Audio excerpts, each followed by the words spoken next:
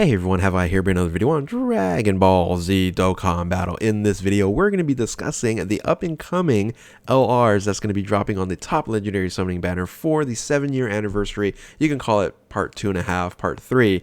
And it's surprising and confusing at the same time. So with that, if you're new to my channel, like, subscribe, comment below, do all that good stuff. So why is it all surprising and confusing? Because what we're getting from leaks and tweets from the French data miners, I Seriously, and then also SAIYAN Dokkan and individuals like that, we're going to be getting a SAIYAN Saga Goku and Vegeta. So as you can see here, you have the infamous scene of the Kamehameha and the Gatling gun collision in the SAIYAN Saga, and we've been asking for SAIYAN Saga celebration and units, especially Dokkan Festival exclusive units. But I'll tell you what, for this celebration, I did not expect LR's, SAIYAN Saga Goku and Vegeta, because it kind of doesn't make any sense for these particular units. It makes sense for the celebration being a Goku and Vegeta, but we'll talk about how they would fit in to the 7-year anniversary LRs. Now this is current speculation leaks. Pretty sure it's going to be valid, but just a heads up, if you want official notification of all this, there is going to be a video that's going to be dropping on 12/15, and that's going to be 10 o'clock, or it's actually 8 o'clock Japan time, which is actually 3 a.m. my time, Pacific Standard Time, 6 a.m. Eastern Time. I'm not going to be staying up watching this, by the way, so I'll be doing a video later on, and that's going to be less than 24 hours from with this video being dropped. So heads up on that. But again, I'm sure the leakers are definitely correct on the units here. So why is this confusing? Well, it's confusing because not because it's Goku and Vegeta. Once again, makes sense in this celebration, but it's in coordination with the 7-year anniversary units, which of course are these bad boys here that's breaking the meta, the 200% leaders. They're not in any of the categories. If they're going to do these two individuals, right? Because they're not beyond Super Saiyan, right? They're just base form. They're not GT heroes or fused fighters. They're not movie heroes. They're none of them. All right, Goku's only Kamehameha, but of course Vegeta's left out.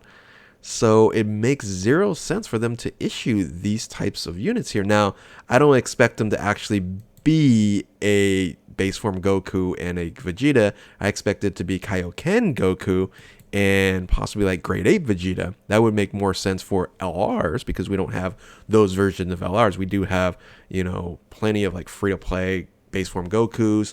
I know with the same name update, it doesn't really matter, but it kind of does with linking skills. But we don't have a grade 8 Vegeta, which I've been waiting for quite some time.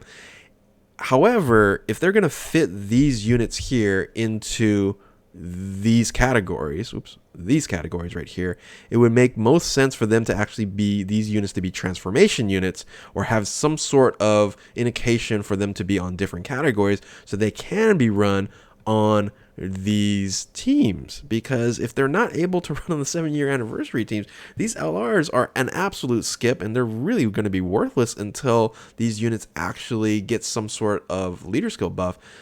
Because also they're not going to have strong leader skills either. We're going to cover that in 1 second. Due to the fact that they're probably just going to be dual 150 categories in a 200% meta now. So I don't see them being anywhere useful in the current version of the game right now, of course, with these two units as leaders. So that's the confusing part.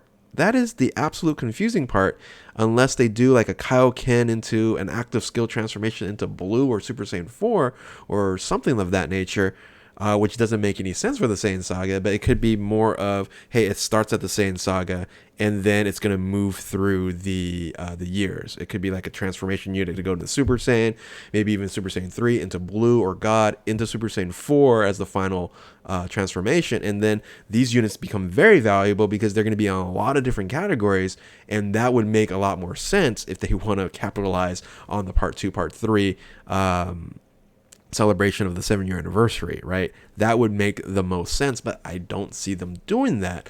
And it's going to be possibly pretty lackluster.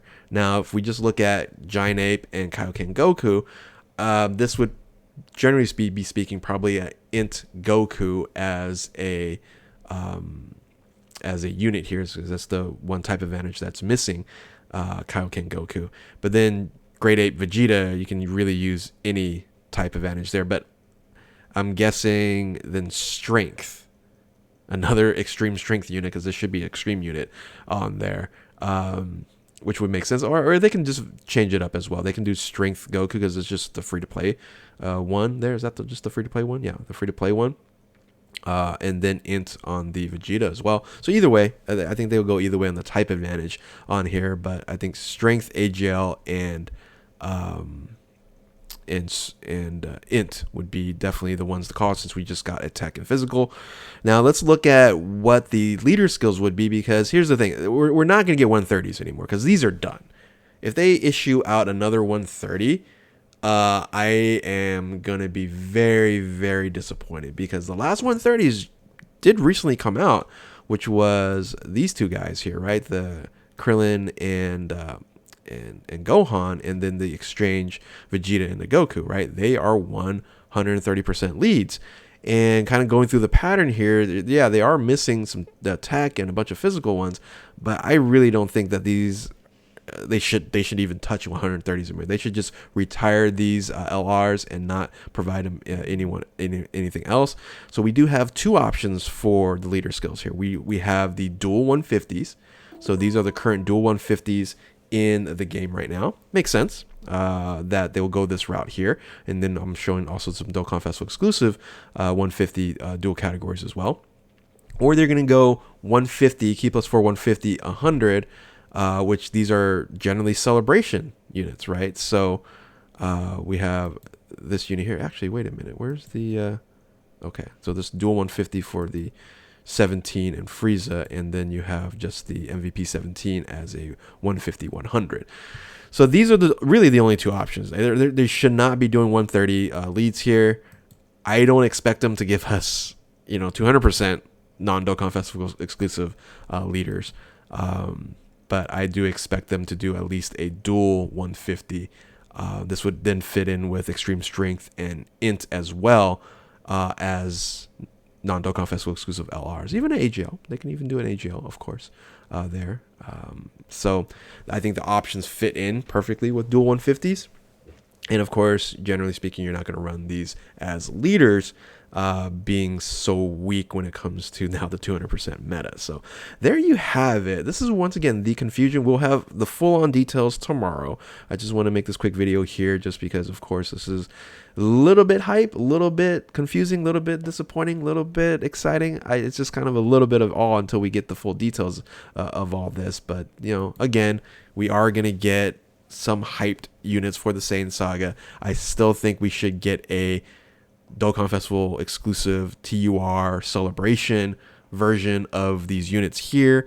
But hey, I'll settle with non-Dokkan Festival exclusive LRs for now. So with that, if you are new to my channel, like, subscribe, comment below, do all that good stuff. Thank you all for watching, and we'll get you all the details tomorrow. So again, thank you for watching. Keep on Dokkaning. We'll catch you next time. Later.